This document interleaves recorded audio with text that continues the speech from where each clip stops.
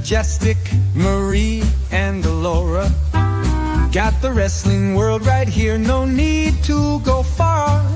All girls podcast, bringing vibes so grand. Talking power bombs and peaches, we've got the upper hand. With a smile, positivity, and tales of the ring. From Eddie Kingston's moves to each title swing, we're here to cheer, laugh, and maybe even cry. Join us on this ride, let's kiss that heel goodbye. Peaches and power bombs, let's start the show. Where legends come to dance and superstars glow. Listeners, come closer, hear the stories flow. With Majestic, Marie, and Laura, watch your fandom grow.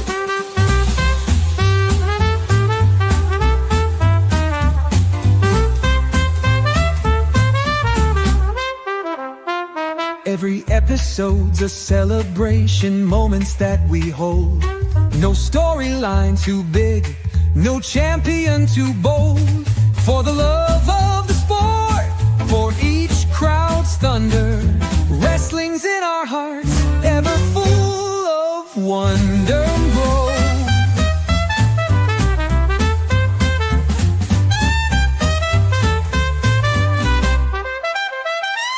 Every episode's a celebration, moments that we hold. No storyline too big, no champion too bold. For the love of the sport, for each crowd's thunder, wrestling's in our hearts, ever full of wonder. So raise your signs high as we speak the truth of epic rivalries and glory of youth. From Eddie's grit to the Diva's reign, in every bout there's joy amidst the pain. Oh, peaches and power bombs, let's start the show. Where legends come to dance and superstars glow. Listeners, come closer, hear the stories flow. With Majestic, Marie, and Laura, watch your fandom grow. Watch your fandom grow.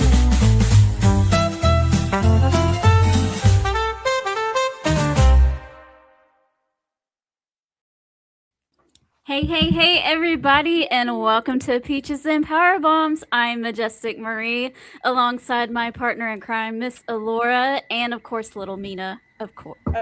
Oh yeah, we were just about to get started, and then she come running in.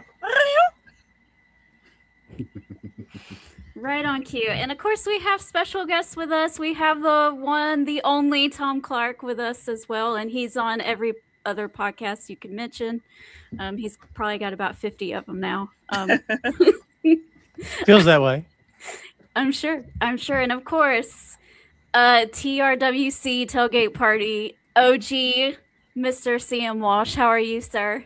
I mean, it wouldn't be All In weekends in the United Kingdom if I wasn't talking to you, Marie, previewing the whole card, reviewing the card on Tuesday night. It's Wrestling Christmas once again in the United Kingdom on the Bank Holiday weekend, and it has brought the rain and the thunder with it. It is going to be one hell of a weekend.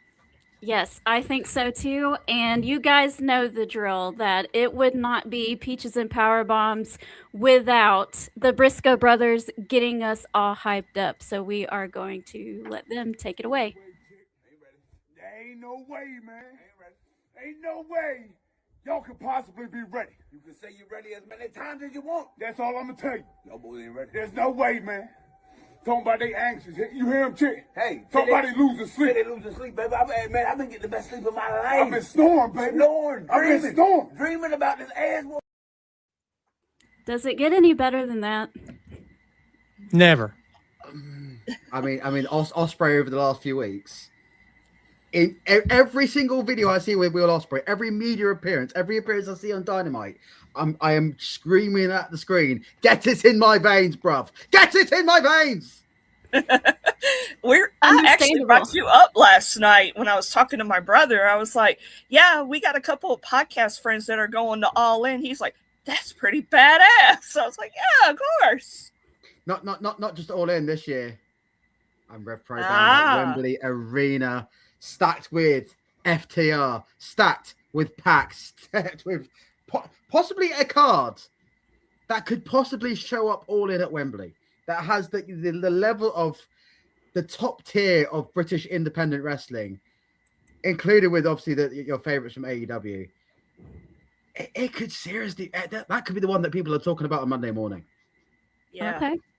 Well, that's exciting. I'm sure the entire weekend is going to be so exciting for you guys. I unfortunately will not get to be able to watch All In until later in the evening of Sunday, because I'll be busy all day Sunday, but I am looking forward to watching the replay and staying off of social media so it doesn't get... You'll watch the replay and then you'll see my photos come through on Monday morning. You think, damn, I wish I was there. Right, exactly. So let's go ahead and get started, you guys. Let's see who is with us. Timothy, of course, is with us. Mm-hmm. Why do you keep calling Tom Clark Don Callis, Timothy? I don't understand the reference. All the time. I can't get away from it. I have much more hair than Don Callis, to be fair. So that is true.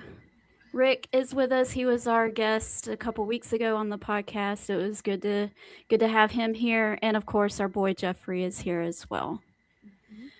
All right, so let's go ahead and jump into this card really quick, because otherwise we'll be here for 5 hours if we don't. So we'll go ahead and get in. I usually don't go over the buy-in, but there is one thing that I do want to mention, and that is because they just announced it in the media call.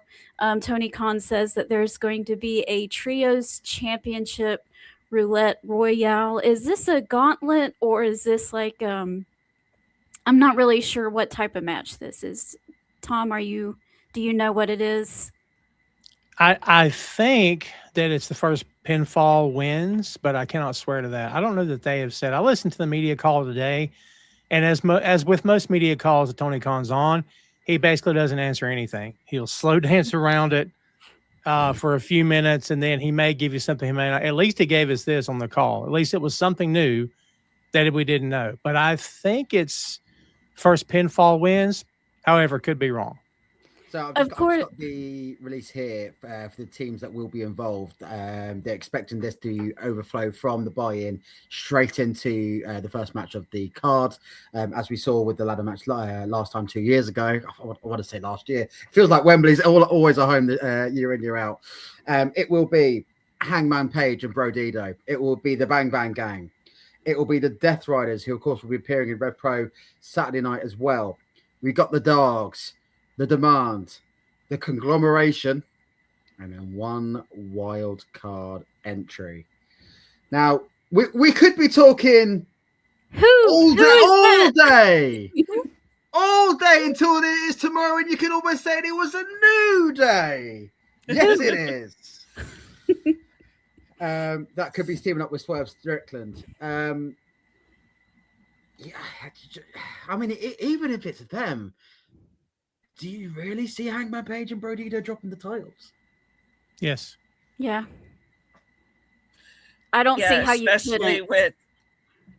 I think especially with Swerve and the New Day. We're gonna say New Day till they have the new name or whatever, but the old night, right? The old night, yeah. But yeah, with them debuting, and it's going to be a high profile debut. I think that's going to be what happens. Mm-hmm. Yeah, I don't think they lose their first match in the company, and I would say it's way more than a safe bet that that's who we're going to get in the match.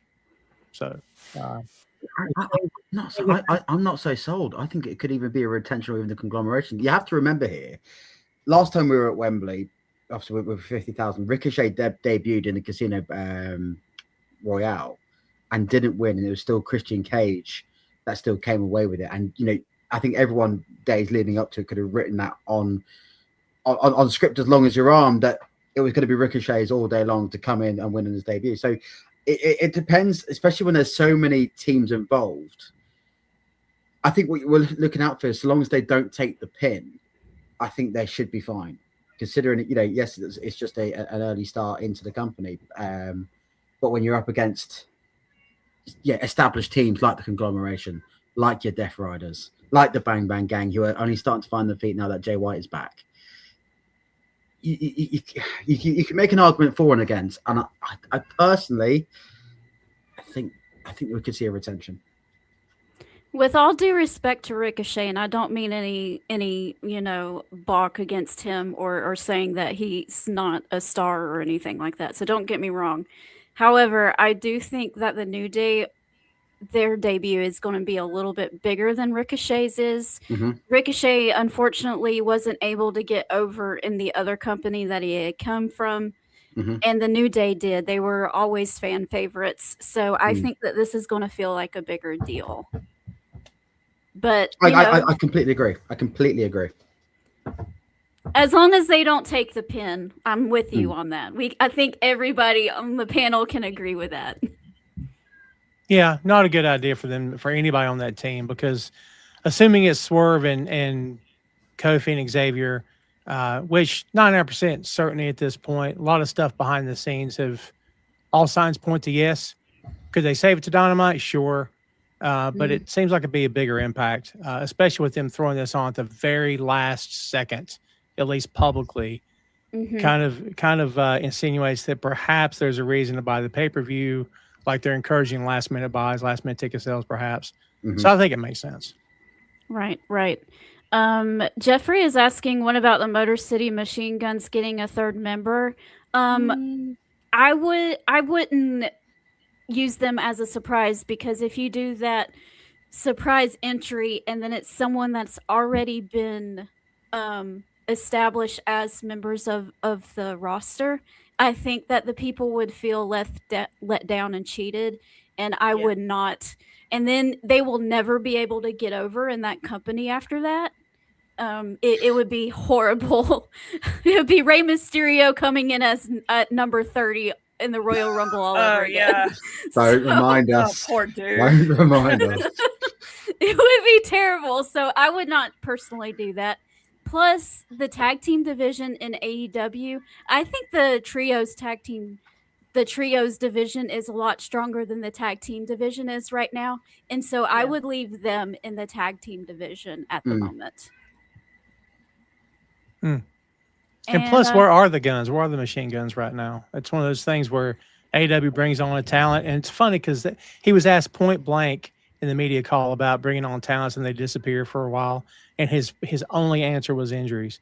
I'm like, I get that to a certain degree, but that's not the answer every time. Has the Motor City Machine Guns even had a match yet?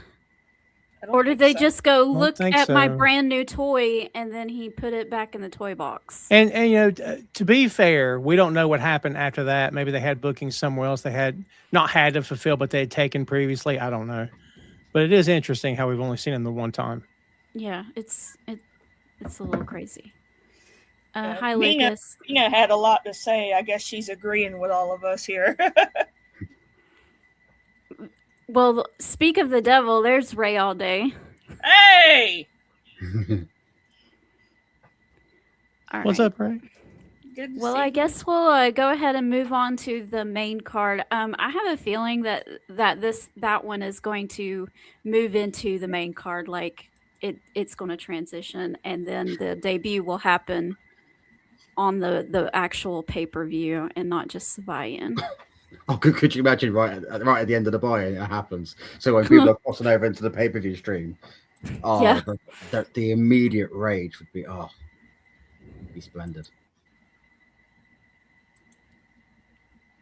Which one's the gremlin again? I'm sorry. Oh, that's Leo Rush. Oh. He has nicknames for everyone.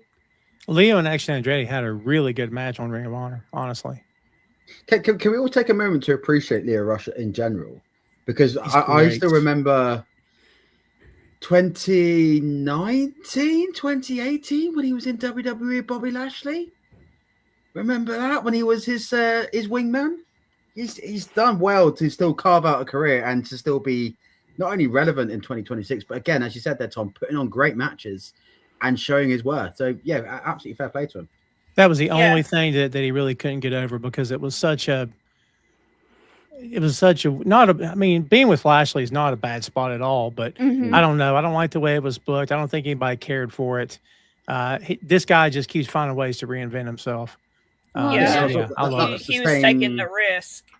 Risk first, higher the risk, the greater the reward. And I think we are seeing that with Leo Rush. For sure. All right, well, let's move on. And we have a trios match. Oh, sorry. I think this is Harry, maybe. Yeah, that's probably Harry. If it's Straight Up negative, Wrestling it's Show, here. check him out. Yeah, and he's absolutely right. Because the New Day had an incredible story, and so seeing them in this next chapter is going to be really exciting, because they might have some tricks up their sleeve for us, or who knows. I'm excited. All right, well, let's move on to the triple threat match that we have for the International Championship, with Takeshita versus Fletcher versus Okada. And you can ask Ray all day. I have been basically booking this match for all summer long. I knew it was coming. Everybody knew it was coming, and I'm just really excited to see this. I'm a little torn on who's going to win, though. So, Tom, I'm going to let you start, and who do you got for this? I do not care. I don't care who wins. We talk about, so-and-so needs a win, so-and-so needs a win. None of these three guys need to lose, in my opinion. I don't think it matters. They're all three over to the moon. I mean, you could drop a bus on them, and they're still going to get over somehow, because they're just so freaking phenomenal. I mean, you could argue that they're possibly the three best in the world. You could argue that. I mean, there's just Fletcher's at top of his game, Takeshita in the G1, fantastic. Okada's Okada. I mean, I'm so looking forward to this. And, steal the show, more than likely. Steal the night, best match of the night, possibly. And Buddy on a car with Ospreay and Omega, maybe you'd never say that. But, man, with this match, this is going to be lights out. I cannot wait to see this. I mean, if I had to pick, I don't know. If I had to pick, I would say Okada. That sets up Okada and Fletcher later. And either way, I don't mind. Whatever they want to do is fine with me. I'm looking forward to this one. Yeah, because Okada and Fletcher are still sort of playing nice, but you can still see that tension, and it hasn't came to terms yet. And so I think that they're still going to play with that for a little bit longer. So I would also have Okada win this match. I think that's a good idea. But it doesn't really matter with any of them, because you could make a solid case for all three, and I would be happy about it. I'm going to politely decline. I'm going to say Carl Fletcher is going to win, because this has to be, and I think I said this going into Forbidden Door. I said this about All In. The performances that he is putting in, he will be a future world champion. It is only a matter of time. Yeah. He will put the belt on him. And I think this is going to be the major milestone. And I think I'd call it a pseudo passing of the torch, I guess, from, if Okada takes the pin to Fletcher. I think that is the moment where he is on his own. He has a belt. He is going to stand out loud and clearly to be able to free up Okada to work a different program, to be able for Fletcher to have a good run. And that's then going to lead him to go into a world title picture sooner rather than later. Yes, obviously, Takeshita had a really good run in the G1, but I think this is the time they pulled it. Bearing in mind how over he got in London last time round, I think this is Fletcher's time.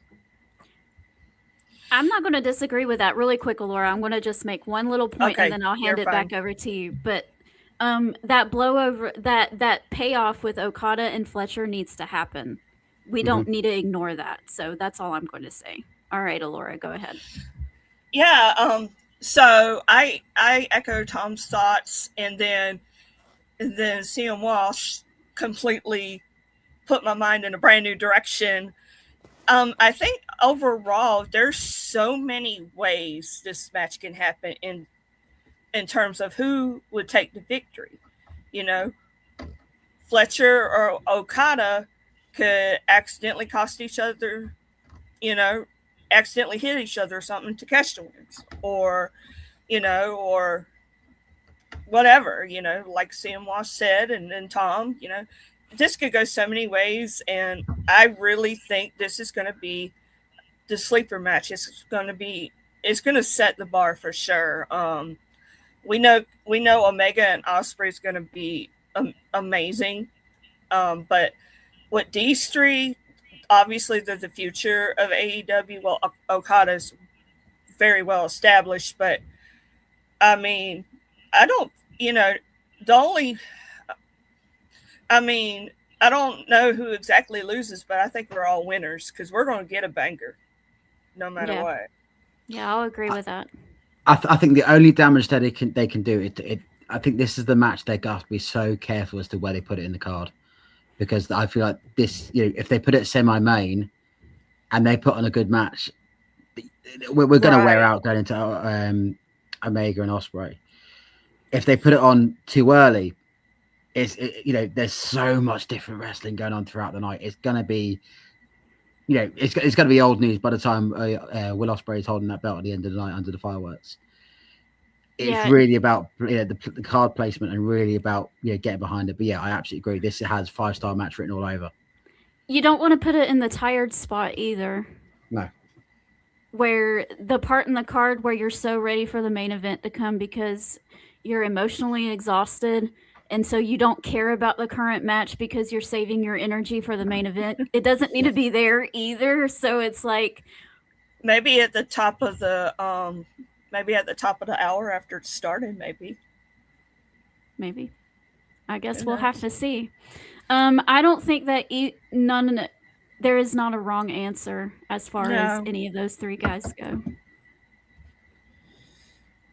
Plus, there's moments when you wonder with this company if he understands about bring them up, bring them down. But the reason for that is they have so many great matches on one card.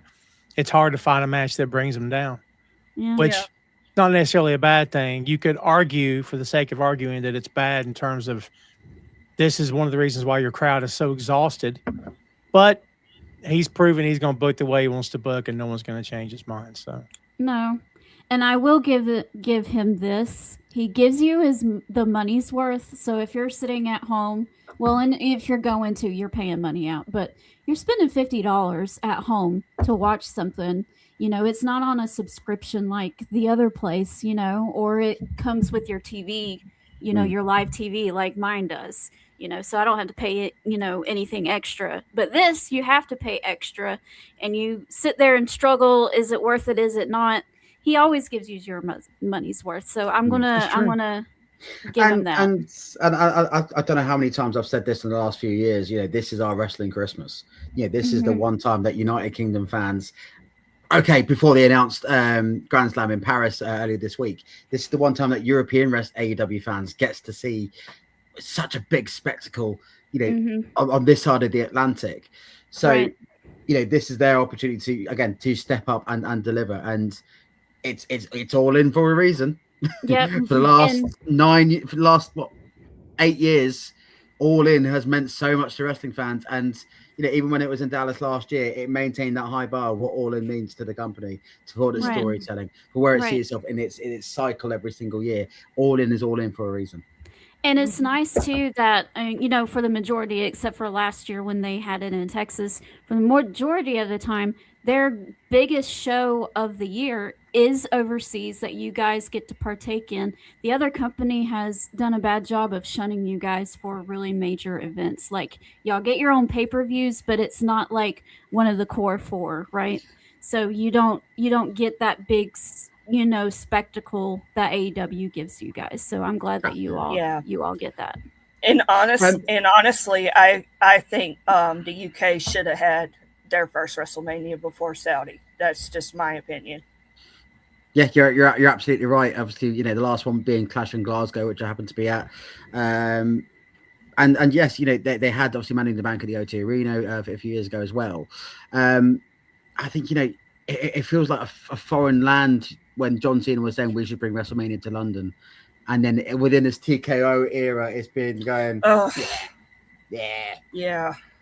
Mm-hmm. I wanted to bring this up while we're still on the subject of Takeshita and them. Harry brings up a good point. If I was in Khan's position, I would plant my flag behind Takeshita. He is on another level, and there are so many things that could be done with him, and he is still progressing.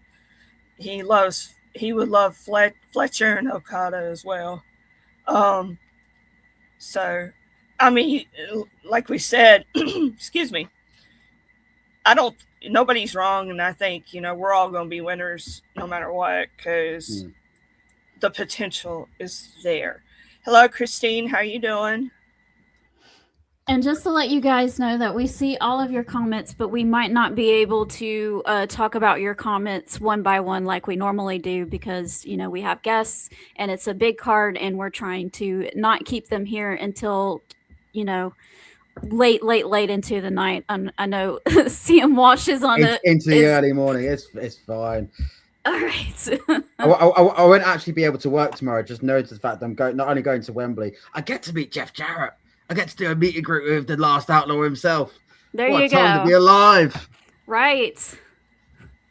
Yeah, I just finished the Dark Side of the Ring series on TNA and Jeff Jarrett. And I have to say, I have a whole lot more respect for Jeff Jarrett now than I did initially. So it was a really good that's little thing, series. For so long that we've gone, why has he looked at a battle royal and gone, let's do it the other way around? I think that would be a really good idea. Or looked at a ladder match and think, do you know what would be good? If we actually have somebody hang the belt up there rather than the ones to grab it. Okay, that could be a good. Okay. For all of his faults the last 20 odd years, what that man has brought to the business, not only with his experience with his father, but also through TNA as a whole. Utter respect for him. We're not talking about TNA. Let's talk about All In. Come on. Yes. Let's go. All right. Well, next up, we have a Falls Count Anywhere match for the TNT title between Kevin Knight and Darby Allin. Of course, these two have been going at it for several months. They, of course, set this up when they had Kevin Knight turn on Darby Allin a couple months ago. And I'm kind of on the fence. I kind of think that Kevin Knight needs to win this match. Darby Allin has had a lot of success recently, and I think it would do more for Kevin Knight if he was one to win this match, solidify him as a legitimate heel that you should be kind of weary of on the roster, and that's what I would do, because we're gonna be having a lot of title changes and a lot of baby faces winning on this match, and I think that this is a good opportunity to retain a title, make a star, and have a good heel win his match. I agree. And I was talking about Takeshita and Fletcher are the future of AEW. Kevin Knight is right up there. He's I think he's got something special in him. And I think and Darby, he's really good at what he does, and he'll make Kevin Knight look like $1 million. So whatever they do, it's gonna. Both of them are gonna look good. I just hope they don't get injured. That's kind of like my thing, because you know how Darby is. Yes, Darby is fearless. That is the wish every time Darby Allin shows his face. Please don't get injured. Right. And I think that's the thing, is that, to echo what Marie said, is that this isn't going to be the first and the last time we're going to be talking about Darby Allin in any kind of title pitch. I mean, right. Earlier this summer, he was world champion for all of 5 minutes, but that still solidified and highlighted him as he is going to be a top carder. He's going to be a main eventer for years to come. So he can take a loss to somebody like Kevin Knight now, especially for a belt as lower down as the TNT. And it's a Falls Count Anywhere. They're gonna have a lot of amazing spots. including some that I probably won't be able to see until I watch it back. But yeah, we're here for it. So long as it's not as bad as the stadium stampede was a few years ago, when we were sat in our seats, we were enjoying the and just it went from sort of seeing what was going on in the ring to not being able to see anything at all, and then only having to watch the broadcast back. You can see all the different spots going on throughout the stadium. But yeah, here for it. Yeah, I think I'm with everybody. I think Kevin Knight goes over. I think it's kind of important he pins Darby here, and I wouldn't be surprised if the stretcher bit's getting tired. It's been tired for 30 years, right? But they've already done it one time. But I wouldn't be surprised if you cut to a break or cut to a promo with him being attended to by somebody. I feel like Steve Borden's going to get involved here. This guy he's not the same guy that did the Wolfpack sting in the ring that night, buddy. He's completely changed his body. He looks phenomenal. From everything I've heard and read, he's doing really well in training. He's really grasping it. Go figure, Sting's son would figure this out. But I wouldn't be surprised if he showed up. I'd love to see a Stinger splash in the corner. Don't know if they want to do anything right now. Maybe they want to save. If they want to save it, that's fine too. But it's interesting that they put him on camera and really had that stare down with Knight that kind of didn't go anywhere. I wouldn't be surprised if something happens. I'd be here for that. 2026, and we're talking about Steve Borden and Avery Styles. Oh, imagine saying that 20 years ago in TNA. You're talking about Avery Styles. I ain't talking about him. In my hair. Tom, is he still putting your chairs away? Is he the one that's still putting the work in to put everything together in the podcast first? It's so funny because when the story broke, I'm like, I get it. I've been involved with several different promotions where, buddy, I was with main event guys who had just worked the main event match and we're breaking the ring down. So, I mean, I get it to some degree. Did it go overboard? Sure, it went overboard. Yeah, of course it did. But when you get like, who was it came out and defended him? Paul White came out and defended him. Other legends spoke up. And I'm like, it's AJ Styles' kid. He's not going to catch any. Come on. TNA just signed the kid. It's fine. It's fine. I mean, AEW's got a lot of young talent, a lot of reasons to be excited. Borden's one of them. Freaking Nick Wayne. Why did we put that Ring of Honor title on Nick Wayne again? Yeah, I don't know either. So, they've got plenty of young talents, man. Let's get them going. Let's do this. Yeah, and the new generation's here, and before we know it, we're going to be talking about them, Yes. in a Kevin much higher capacity. Yeah. Yeah, like you said. Absolutely. All right, so I think we're all in agreement that Kevin Knight should retain that. Of course, if he doesn't, would it be the worst thing in the world if Darby Allin got the title? No. I just think it's a good opportunity to make somebody. So I would say Kevin Knight. Okay, so next up is our other sort of gauntlet match. And it is the casino gauntlet match. And we start with two people. And they could end it right there if one of them pins the other one and no one else shows up. No one else can show up. So, but I have a feeling that it's going to move on, especially after Wednesday night when they announced that Jericho is going to be part of this, so they're at least going to let him enter the match first. We're so excited. All right, Alora's waiting so patiently, so I'm going to let her go first. So, Andrade is white hot right now. Be interesting to see how things go with him and MJF, but and this is a wild card. This is a wild thought. I wouldn't be surprised if Ilya Dragunov might make an appearance in this match. That's what they say. Maybe. He don't have a 90-day clause because his contract just simply expired. So if Tony Khan really was wanting to get him onto the roster and, say, hey, we got this going on. I think he'll be great here. I mean, I think he'll get a huge response. I know he will. Everyone gets a huge response. Let's face it. Even Jericho's going to get a massive pop. And we're all going to be singing along to Judas. And another name I've seen in the mix, somebody who has also had their release clause expire, somebody who can deliver banger after banger after banger after banger after banger after banger, who could get a decent pop in London. Sheamus. I think it could somebody be just said his that. And we opportunity. thought, my brother and I talked about that too. And that would be awesome. Very awesome. Another one that I think, depending on where you put it in the card, for example, you could have Carl Fletcher lose the international title early in the night and then put himself straight back into the gauntlet and then put himself straight in for a world title match. We saw that with Christian Double Cage, duty, yeah. 2 years ago. As much as we were laughing our head off in between. But yeah, I think that could also lead to a very much an elevation for that and that. But yeah, at the same time, I think we are doing MJF a discredit here. The MJF has been top of the card for a reason. He's better than you, and you know it. And do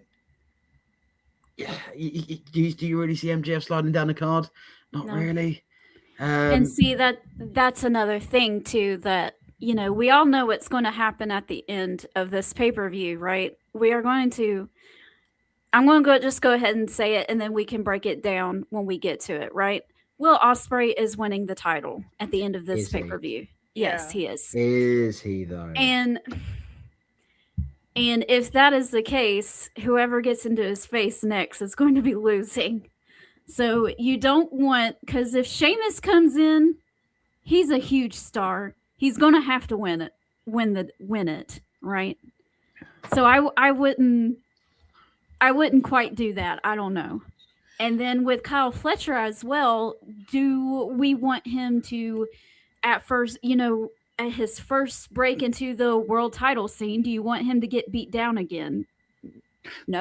But you take Fletcher against Ospreay. You would take that again in a heartbeat. That's true. But I think that MJF... We still look at Revolution as such a good match between those two. We would take it like that. We would. True. But MJF could take another beating against Will Ospreay and he would be okay. So I think I'm going to say the safe bet is MJF winning this. That's the safe answer. Yeah, I could see that. Is there more than two in the ring at the time during these? I can't quite remember. Yeah, it okay, starts so there's with multiple two, people in. and as the time goes by, as the time passes, more and more people get entered in. Okay, so first one to take the pinfall wins. Okay. So the one thing I'm thinking here is whoever's in this gauntlet match, you can have somebody cost them a match or something, have that beef there or something to that effect. That's like true. So if maybe somebody comes in and let's say or Sheamus comes in, and then you got somebody like MJF, or let's say somebody like Brian Cage comes in and costs him the match. And I'm just guessing here, just off the top of my head, but you can have somebody come in there and cost him an opportunity, and immediately that just creates the story. But that, like I said, it's just off the top of my head here, and who knows? What you have to remember is that now that they've announced Grand Slam Paris, that's probably going to be the next pay-per-view. So they know that they're going to have to come back over this way anyway. So a Carl Fletcher would do all right. An MJF match would do all right. Dare I say it, Darby Allin could also get his name back in there and do all right and have unfinished business with Will Ospreay. There's a lot of names at the moment, and we talked about being in the upper echelon in the card at the moment. Anyone of a list of about 7 or 8 could go in and take this win and ultimately not look too badly in defeat to Ospreay. So I don't want to lean on and say MJF and I don't think Andrade, for the character work that he is actually starting to get to do, it's only taken him 100 tries to do it. Jericho, no. God no. Although it would be possibly the upset of the night to have 100 years old Chris Jericho. He could get beat by Osprey. That's fine. That's okay. Should we say All it? right. Should Tom we, has been. Let's go double or nothing. Come on, Chris Jericho. That's my pick. All right. Tom. We're gonna let Tom speak. He's been just sitting Jericho's there in it too. patiently So waiting. there's 7 of them. Andrade El Idolo, MJF, Commander, Nick Wayne, Speedball, Tommaso Ciampa. Okay. All right. And Jericho. We know Jericho is now. So Tom hasn't been able to talk, so let's let him So- talk. I think it's Max because Max is not falling out of the world title picture. Doesn't mean he's getting the belt right now, but for various reasons, Max is going to be near the top of the card. And I got thoughts about that, but again, Tony's going to do what Tony's going to do. They're going to do what they're going to do. And if he's not at the very top of the card, he'll be semi-main at least. And, you know, do they run the risk of fans eventually saying, okay, I've seen enough of this? Sure. But he's proven, like him or not, he's proven that people will watch, people will boo against him, and they want to see him work. So do I think he'll take it from Ospreay? I'd love to see Fletcher take it from Ospreay because I do believe, as everyone else has said, Kyle's a future world champion. I think he and Ospreay feuding for the belt makes the most sense. But I don't believe if MJF doesn't win this, I don't think he's fallen to first match. And I don't think he's fallen to the middle of the card. I think he's always going to be on top or at the very, very, very near the top. That's why he's carrying around that belt right now. Well, exactly. That's what I was going to bring up. He's calling himself the true champion and still toting around his Triple B. And do you just let him, like, if he doesn't win this match, what does that say about that? He doesn't have any real legitimate claims anymore. It'd be like, okay, MJF. He doesn't have any claims right now. It's a silly storyline. And everyone excuses it by saying he's heel. Doesn't matter. You could use he's heel for everything. It's not enough to me. We've seen heels do this, and you go, you know what? I don't like this guy. He's kind of got a point. Max has no point. That this thing was done. How do I say this? This thing was done for reasons.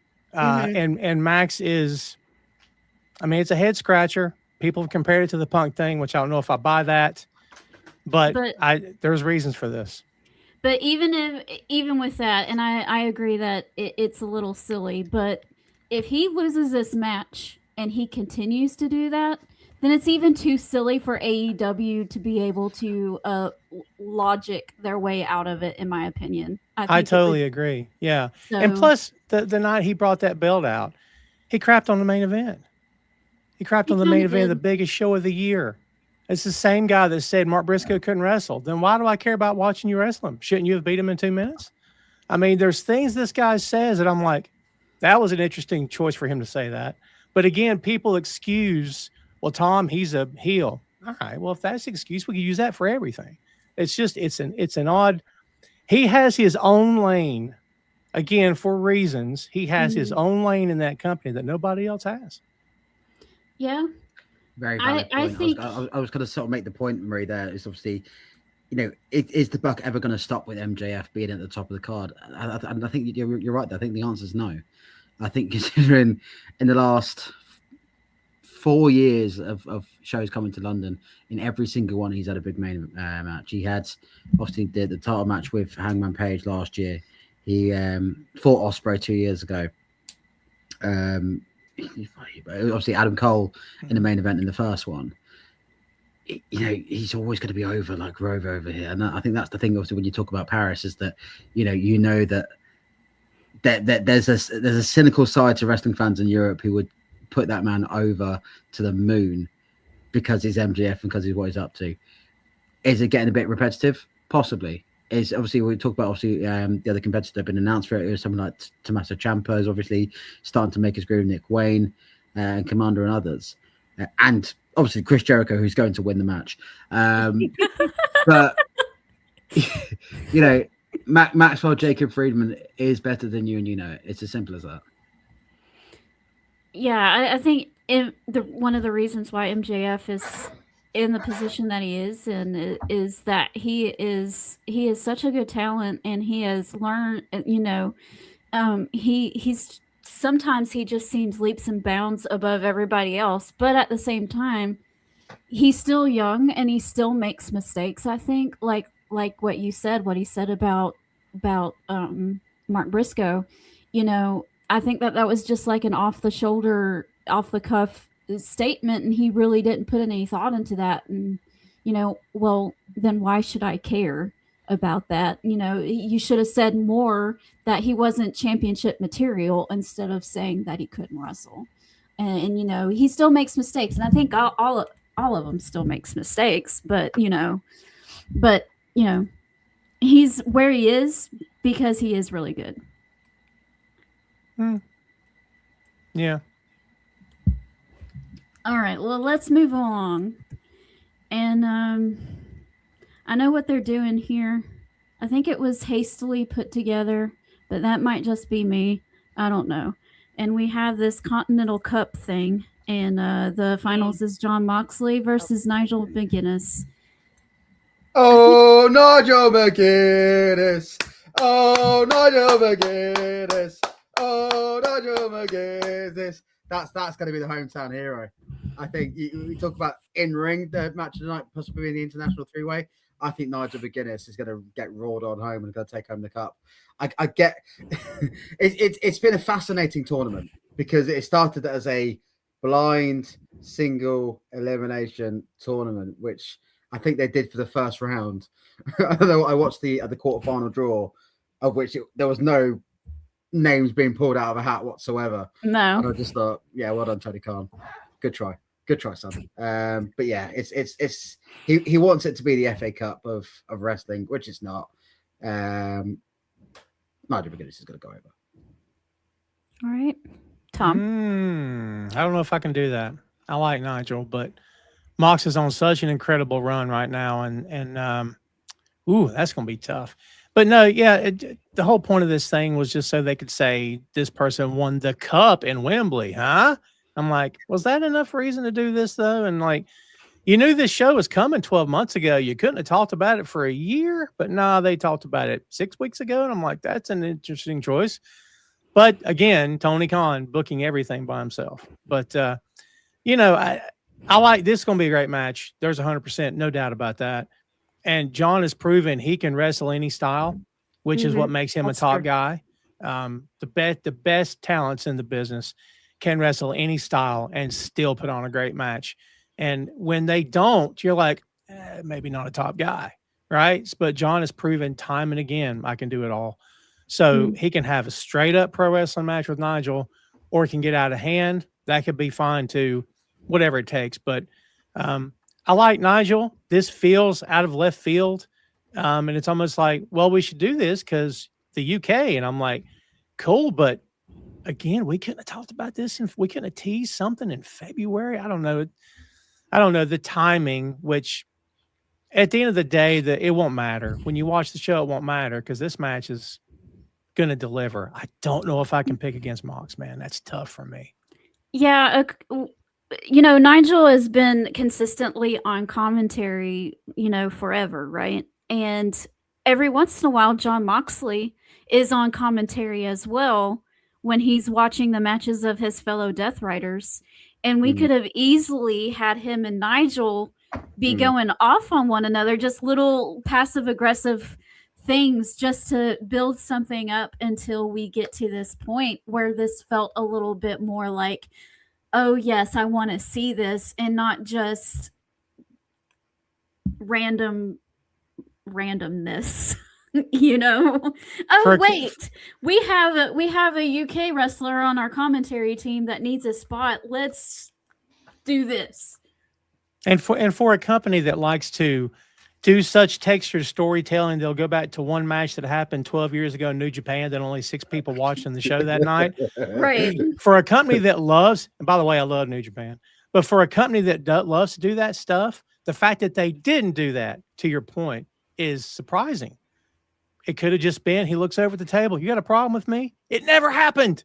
which Right? it's fine. You know what I mean? Yeah, But especially since the fact that most of the time Nigel is the quote unquote color commentator on the thing that who is always in trying to make excuses or create reasons for the heel team, and he is always saying, well, the Death Riders, they did this for this reason. He's always, that's his job. He's always on their side, and then all of a sudden we get this and you're like, but wait a minute, I don't feel any animosity towards these guys. Why should I care? I mean, now I do care because I like both of these guys and I know the type of product that they're going to give me. And so I'm excited about that. But I just like to be emotionally invested in things too and not just get a match for the sake of a match. I hear what you're all saying, and I think it's not just the trophy, isn't it? It's the Continental belt that's also on the line as well, if I'm right in thinking. Yes. Yeah. Because I think if they'd been two separate entities, then yeah, you could have Nigel win the cup and have our moment and then not affect anything. Because obviously, if you put the belt on Nigel McGuinness, do you really see him holding it on for that long? And is it going to do the belt any sort of favors? You're right there, Tom, in terms of Mox over the last 12 months since obviously Hangman beat him for the world title, is that he has really demonstrated that he is more than just that hardcore brutal edge wrestler that we got within the Death Riders, but he's become more of a technical all-round machine. Mm-hmm. But we have to remember is that that pop from 2 years ago when he came out in the Casino Gauntlet, that last year against Zack Sabre Jr. at the O2. There's something that Nigel brings to the table. That old UK indie spirit of people like Johnny Saint and others from the World of Sport era, and he really brings that spirit that I Will Ospreay couldn't bring to the table, that a Zack Sabre Jr. can bring to the table. It's raw, it's pure, it's foundational. I'm going to be biased. I don't think John can overcome that. I think I have to go Nigel McGuinness. I think hearing Oasis, hearing Nigel, heck, I reckon they'll do the whole spot of giving him the trophy on the royal box, let him have this moment, a big pyro. I think that's got to be Nigel's moment, and I think if he can go in and have that for 5 minutes, that's going to make our night. And had they ended the tournament last week instead of this week, they could have had another show to have a face-to-face, to have one of them mention the British wrestlers, and it would have at least been a little bit more set up than we're only getting a few days and boom, it's off to the races. Yeah, I agree with you. I think end it 1 week earlier, we get a little bit more of a setup, but Mm-hmm. I have a feeling that Nigel is going to win this as well. Now, if Jon Moxley wins, I'm not going to, I think that is probably, as far as long-term goes, that is better. Ish. Of course, I can see them trying to get them using this as an opportunity to get the Continental Championship off of Jon Moxley, so he can then go into a natural feud or storyline with Will Ospreay, because Will Ospreay just kicked him to the curb, and I don't see him being too happy about that. In storyline speaking, kayfabe land, so. Yeah, I mean, you talk about giving them a chance to take it off. And I think this is the other dangerous thing that Tony did when devising this tournament. We're at the end of August, going into All In. The C2 is only 2 or 3 months away. Yeah. In November, December. That's not long at all before we're talking about another tournament for the Continental Championship, the Gold League, the Blue League. Does he wait to the C2 to finally put Moxley out of it, and then going into 2027 with Moxley away from the Continental division and to do something else? Or do you maybe even give it to Nigel McGuinness for 3 months and then make him lose at the end of the year? I don't know. Alora, what are your thoughts?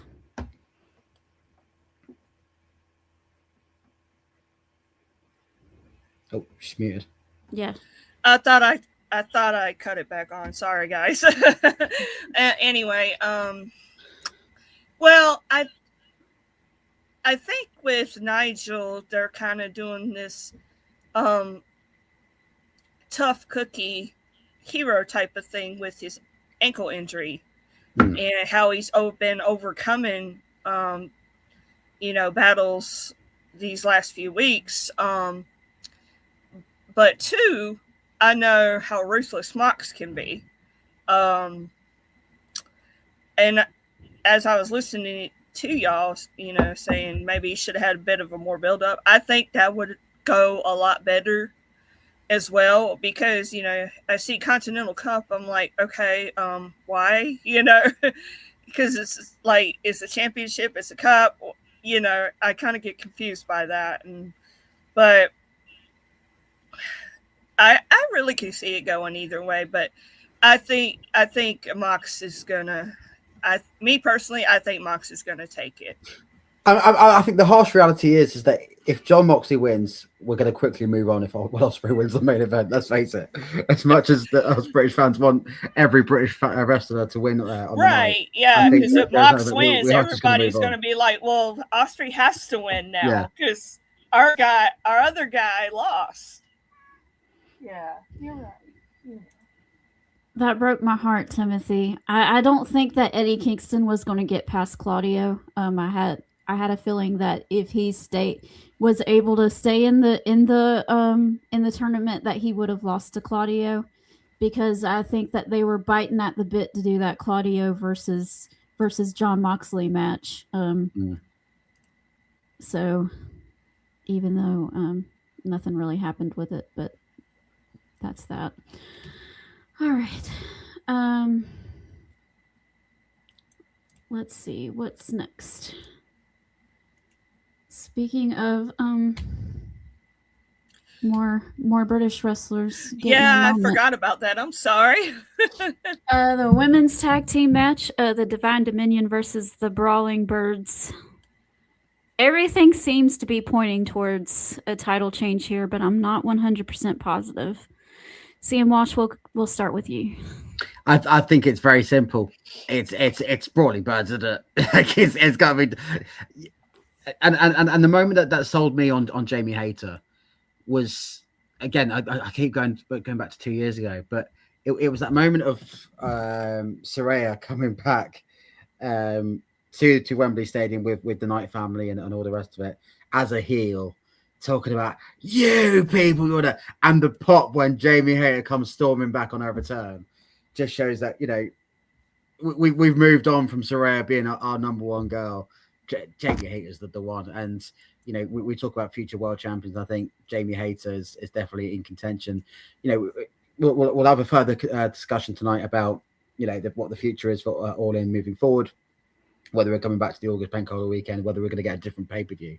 But I can guarantee that the next time they're going to come back to these shows proper, you'll be seeing Jamie Hayter going for if not the TBS, it will be for the main women's title.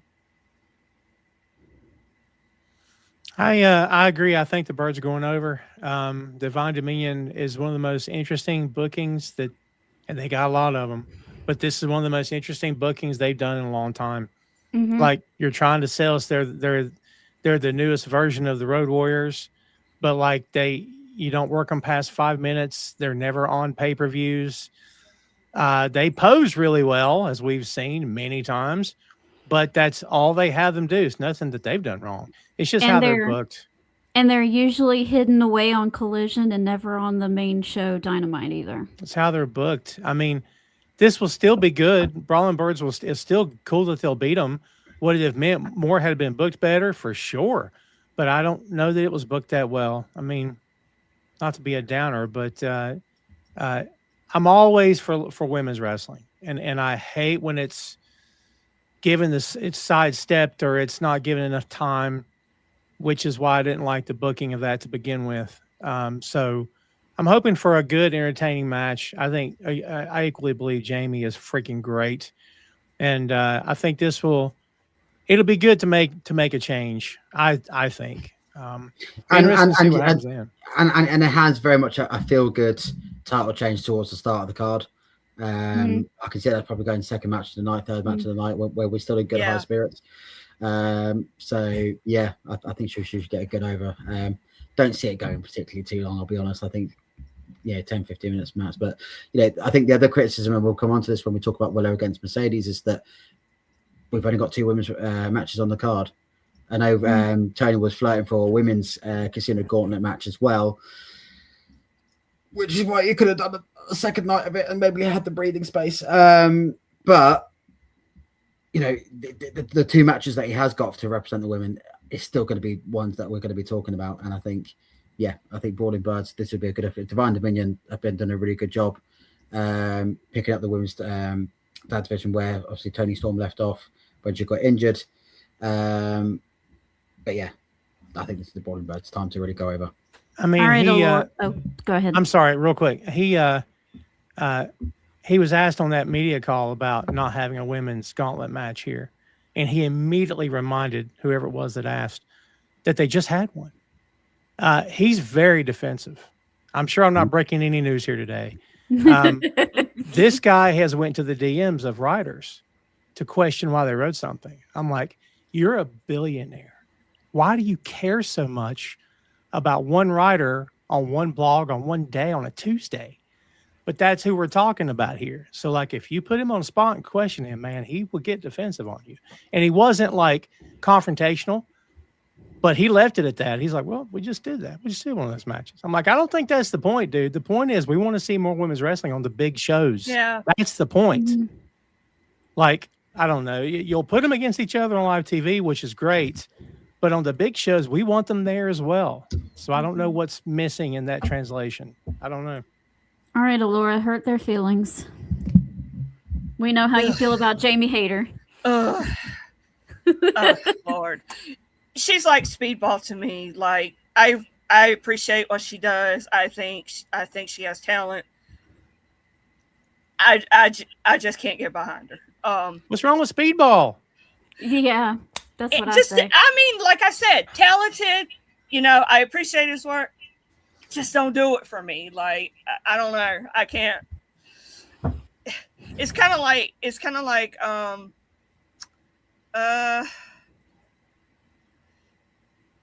want to say Chris from the Straight Up Show. He didn't like Queen Aminata, and I'm like, she's a whole lot better than this person and this person. What do you mean? But it's subjective. So, like I said, again, I think they're talented. I appreciate their work, but for me, they just don't do it for me. But anyway, with that being said, I totally forgot about this match. I do see it maybe opening or second match, and I do think that they are going to win. I do like Alex Windsor a lot, and Divine Dominion has done really well. Did really well too. So to see them kind of fall. It's been a long time coming. And that's the other thing. Yeah. And you talk about Alex Windsor. There's a spot at the end of the night. Should Ospreay win the belt, is that they're both together, holding the belt aloft as the fireworks are going off at the end of the night. So on a happy moment. So yeah, I think there's a definite potential for that too. Yeah. Yeah, we know Timothy likes Jeffrey says the whole show could have been booked better. Some of it is better than others. Not all of it is bad, I don't think. I think I may as well interject with the point now. This is the third All In at Wembley Stadium. 2023 was 81,000 because it was that novelty. And we talked earlier about WWE letting the ball down in terms of the United Kingdom and Europe. We came out 81,000 tickets. We had Adam Cole versus MJF. We had a good time. We had Jericho versus Ospreay. We all had a good time. We all enjoyed it. We came back a year later for Bryan Danielson against Swerve Strickland, for the Casino Gauntlet, for the great wrestling we saw in that match and that card. Now that we're back here again, obviously we took a break thanks to Coldplay. A lot of people are saying this could be the last one for Wembley for a while, or he picks a different event to give us. It's a very interesting thought, because obviously a lot of people thought obviously Forbidden Door was a good fit, because obviously we got that crossover from New Japan and what it did with CMLL. Is he brave enough to give us Double or Nothing? Maybe. I mean, he's not afraid to pass around Grand Slam as a concept.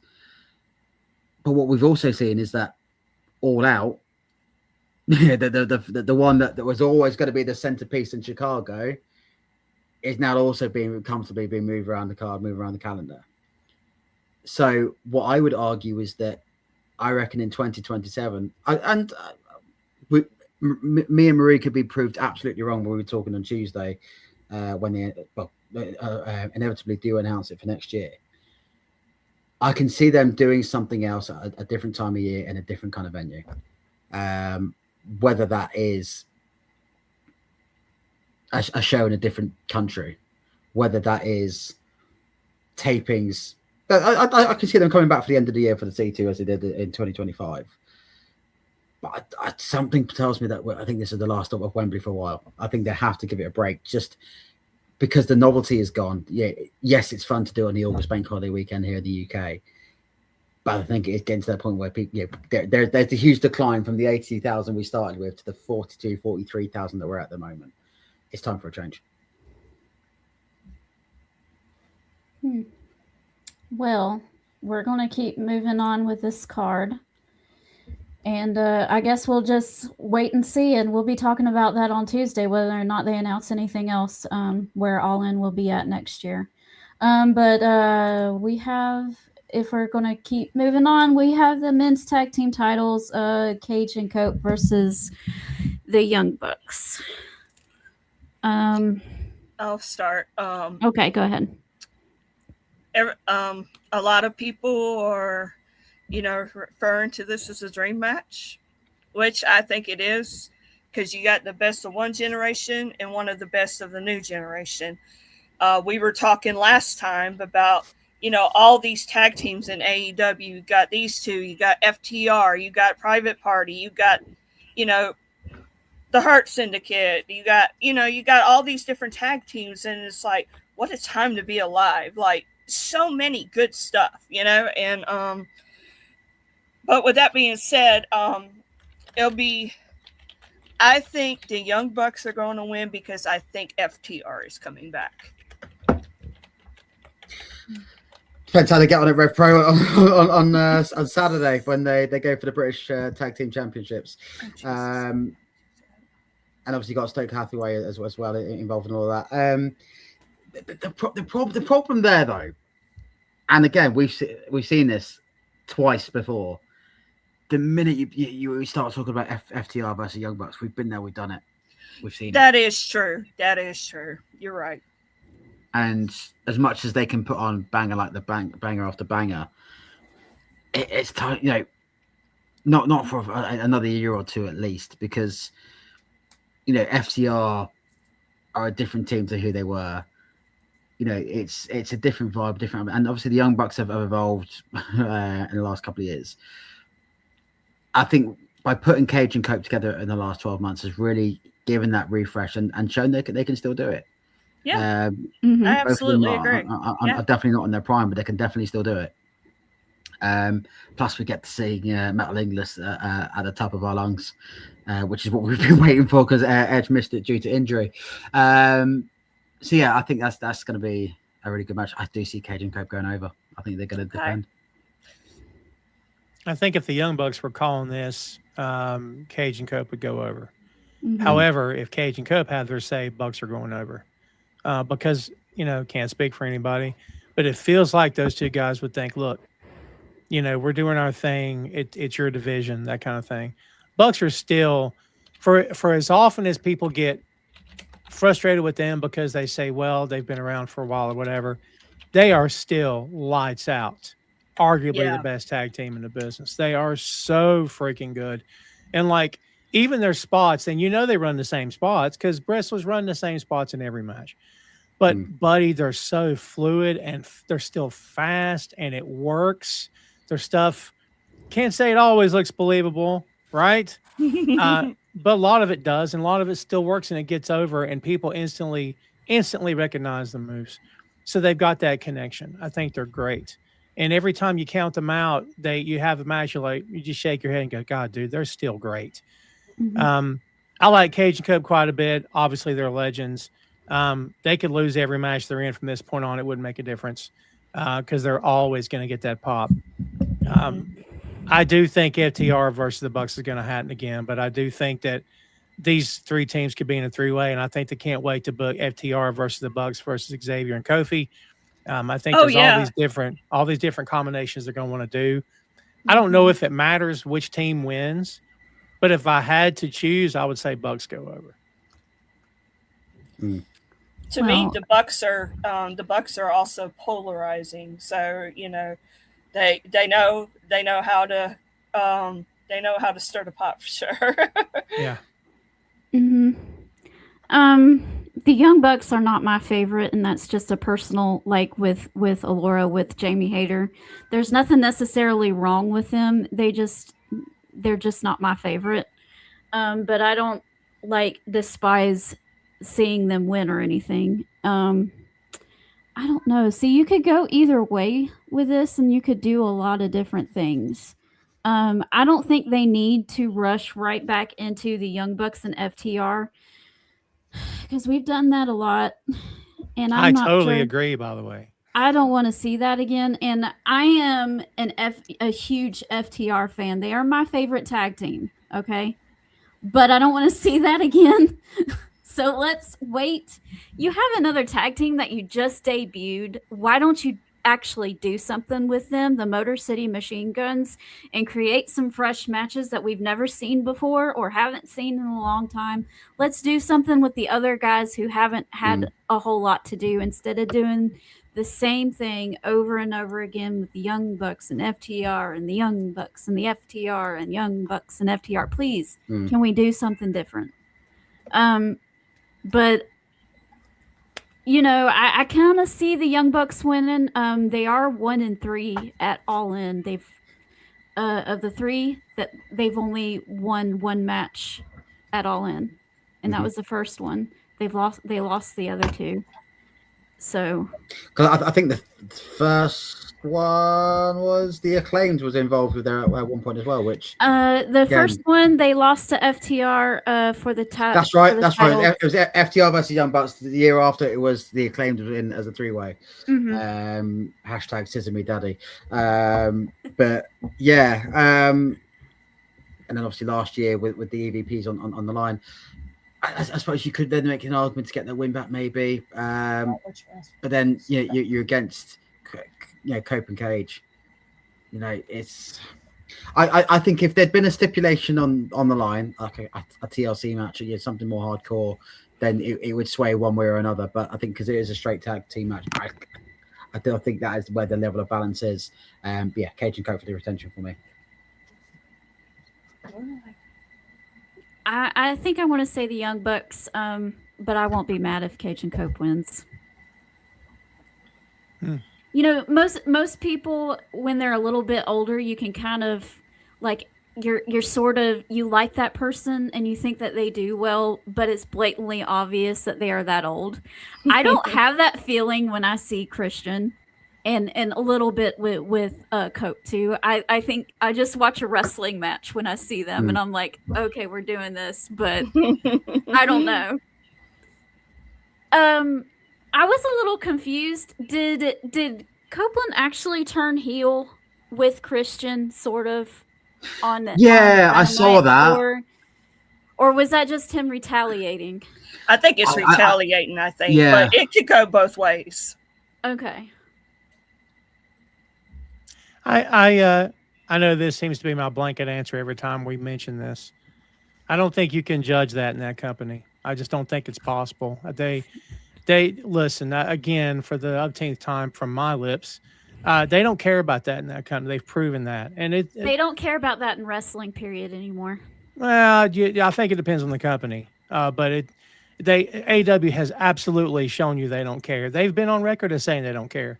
So I mean, it is what it is. So I don't know that is this, but yeah, I didn't feel like Cope did anything necessarily wrong at all. I think it was just retaliation.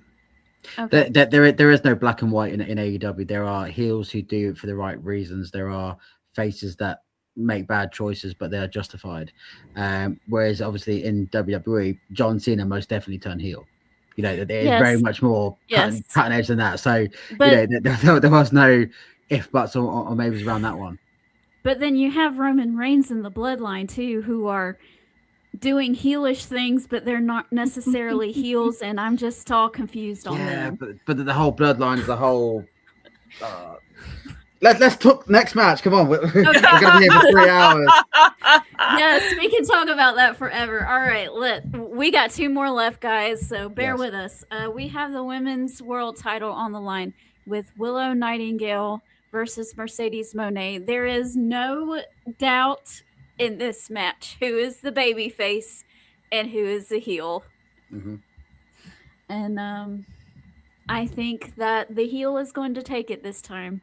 Mercedes Moné, that AEW Women's Championship has been the one that has been, the bane of, just within her grasp, and she just can't get to it.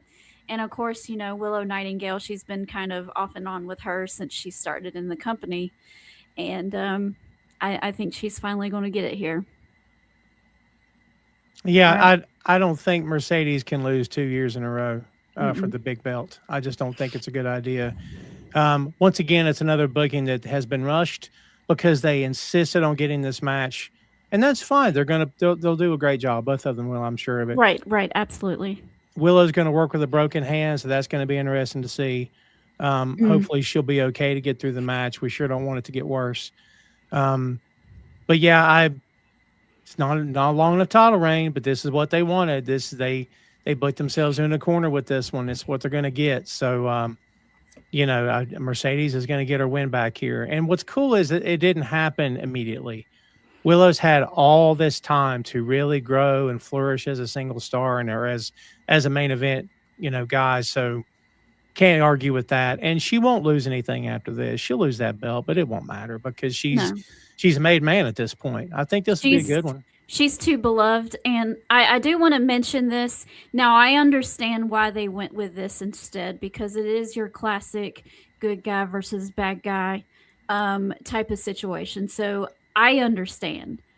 However, I do feel a little sorry for Tekla because she did really great things for that title all summer long. And she's become one of the more interesting characters in the division. So I am going to say that I do feel a little sad that she doesn't have some spot somewhere on their biggest stage. I wouldn't be surprised if she shows up because, again, on that media call, Khan was asked point blank about Tekla, and without saying, you'll see her Sunday, he hem-hawed for a second and noted that a lot of things could happen on Sunday. Now, whether it does or not, I don't know, but he dropped a few things here and there to make you believe she could show up.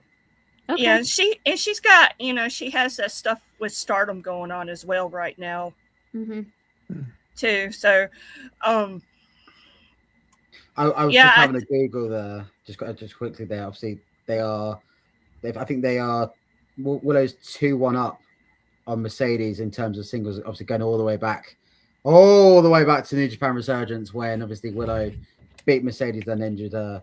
Then obviously Mercedes beating Willow at Double or Nothing a couple of years ago. Obviously coming back to New Year's Eve in December, Willow being the one who defeated Moné to capture the TBS title. So you could argue this could be 2 each, and Mercedes could even it up. But like I said, the rise of Willow Nightingale and how she has. I'm going to say something unpopular here. I think out of everyone who has benefited from Toni Storm being injured, you could argue it's been Willow Nightingale, because that space at the top of the card in the women's division has allowed her to have that breathing space with that reign, which you could argue that if Toni had still been around, we could be talking about Willow against Toni again. So I think there's arguments for both sides. Obviously, Mercedes isn't the same woman she was 12 months ago with the belt collector. But then there is always that story to be told of being the bridesmaid and never the bride. So, it's a good story. Not to cut you off, it is a really good story. And I was thinking about this the other day. It's like, it's a really good story, but if you don't end it here, and give her the belt. How long do you keep telling that story and keep fans interested? Yeah. Like, not that they couldn't, they could do whatever they want, but yeah. Right. And if you look at the card as a whole and you kind of get a feel of what they're doing on the whole card, there's a lot of baby faces who are winning, and I think that this would be a good opportunity to get, some heel heat on your show as well. And I think that it's Mercedes' time to win the title anyway. Yeah, and yeah, I suppose to an extent, obviously, you're getting a lot of feel good moments, Walsh. So don't. But worry. we had WrestleMania 35. We looked back at that years ago. We thought one of these three has to lose, and then they all won. So it's entirely possible. I didn't say it wasn't possible. I didn't say it wasn't possible. Yeah. I definitely think it's Mercedes' time as well, because she was able to do all the belt collector and all that, and that this is just this one title that she couldn't get, and then has a history with Willow as well, and two, as much as I enjoyed Tekla's title reign, heel versus heel, it just really don't make a whole lot of sense. I mean, not that they haven't done it before, but the thing is what they could have done was have Mercedes return as a baby face and not as a heel, because she had been gone away for a while. That's true. And so, absence makes the heart grow fonder. So it would have been a easier, but they decided not to do that, and they decided to go with this way. So if she has to be a heel, then this is what we get. No announcement, no tease, no vignette, no build up. They just said, here. Same thing to do with Hangman. No build up, no nothing. They just took Hangman and said, here. Same thing with Samoa Joe. Here you go. And I'm like, you mean you couldn't? I don't know, dude. It seems like you're on live TV. You're trying to pop a rating, build. I don't know. Yeah. Call me old fashioned. No. I just had to have a Google just to make sure that Tony Storm wasn't getting any closer to coming back, because that's what I want. I think if we can get, let's play devil's advocate here, if we can get Mercedes Moné to get the belt, we all want the rematch. I wouldn't be too mad at that. All right. Well, we have come to the end, my dear people. So here we go. We have the AEW World Championship, Kenny Omega versus Will Ospreay. And I know someone is biting at the bit to talk about this. So, Walsh, we're going to let you have the floor. Thank you. I mean, it certainly didn't come home in the United States this summer. But it sure as hell, it has to come home. It has to come home. This has to be the coronation of King William. Because what Will Ospreay has done, from transferring from New Japan to being a full-time American wrestler in AEW, is nothing short of extraordinary. We'll be talking about this for decades to come, of the matches that he has had, that the rivalries he's had to get to this point. And he has deserved every step of the way to get to where he was. He won the Owen Hart Cup early in the summer. And now he's set up against the man, Kenny Omega, who himself has been brought himself back up to the floor to put himself as world champion in a summer which could have gone many different directions. Because I remember when Omega took the title from MJF, we were looking at MJF versus Ospreay too, which I was here for all over again. That story with the Tiger Driver in 1997 and all the rest of it. Now there is a lot of people saying online is that because we are British, we don't deserve nice things, and therefore that could put Kenny Omega over at the end of the night, which is a valid argument, because considering obviously with the title change over the summer, maybe is Omega having a short reign going to damage it? No, but does it deserve a bit more? Yes. But the bit go and watch the series on YouTube, man. Every episode of Will Ospreay's Road to Wembley. I watched the one with his teacher the other day, and he talked about him having low grades and developing into the performer he is now. And you watch it, and that's pure. That's not any of that business of script and turn it into work into a shoot, brother. That's none of that. That is natural. That is pure. That is heartstrings. That is passion. And you have to say this is going to be Japan in London. This is going to be a New Japan level of match where we are locked in and focused, and two of the best to ever do it. And Will Ospreay is going to win and become the AEW. Oh, y'all are certainly in for a treat. Yeah, absolutely. I think out of all the combinations we could have had this summer, at one point it could have easily have been Darby Allin as the one that was defending it against Ospreay as well. Mm-hmm. But we are here now. We are 3 days away. It has to be the coronation of Will Ospreay, and it's going to be one hell of a moment. Mm-hmm. We could have used some of that storytelling on TV. Look, this is my biggest complaint. Match is going to be great. Both guys are going to deliver. They're going to leave it all in the ring. There is no doubt. This is absolutely Will Ospreay's time. As a person with a brain in his head, I get that. As a person with a heart in here, I don't feel it. And I'll tell you why. Because you just gave the belt back to Kenny. Boom, boom, boom, boom, boom. Drop it to Will. And look, it doesn't mean, well, Tom, he can't hold it for 6 months. He doesn't need to. But again, it feels like Max didn't want to do this thing, so they moved things around. So now we're getting this. Okay, but plenty of people don't want Kenny to drop the belt. Everyone in that stadium, and maybe they will, everyone in that stadium should want Kenny to drop that belt.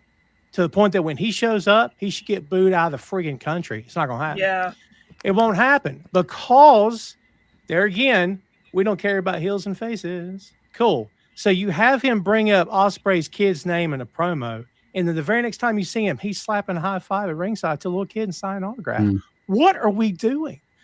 But again, I don't lose sleep over this. It just irritates me. But that's not what they do over there. They want, all they care about is the match. The story there, they can fumble it or they can nail it, and it doesn't matter because they know we're going to watch the match. I guess that's fine. But to your point about the great stories they told on the internet, that's awesome. Why don't they feel compelled to put a tenth of that on their TV show? They had Will Ospreay on live TV say, I enjoyed being a Death Rider. What? Like, even the break from them was weird. Like, yeah, I should want him to win so bad I can't stand. I know a lot of people do. Maybe I'm the minority. I don't want him to win so bad I can't stand it. I think that they believe he's going to be the conquering hero, when in reality, I'm watching this going, God, it feels so flat. Like and I like Mark Davis. I think he's awesome.